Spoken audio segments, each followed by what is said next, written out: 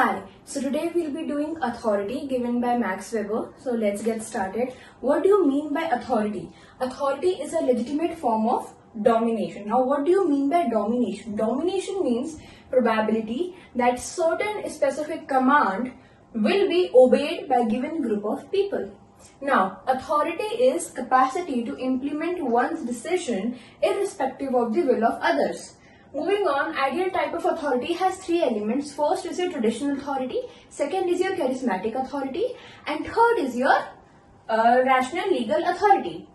First, coming to traditional authority, it means derived from beliefs and traditions and values. It is derived from beliefs, customs, traditions, values. For example, the authority of the priest, the authority of the elderly people. It is based on established belief and legitimacy of those exercising authority under them.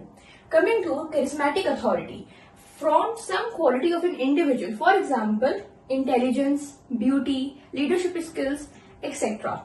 It rests on devotion of followers to the exceptional character, heroism, or special power, ability to do some kind of miracle of leader as well as a normative order sanctioned by them. For example, Birsa Munda. Next, rational legal authority.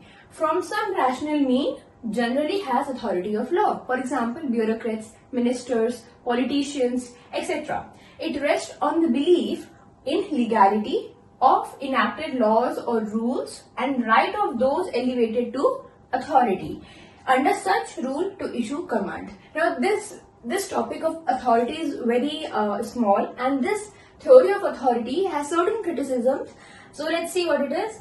First, it is oversimplified for rigid complex authority of this modern society. It is Eurocentric, which means it is based on the principles of Western societies. The application is way less for the non-Western countries as compared to the Western countries. Then this is the opinion of the Marx.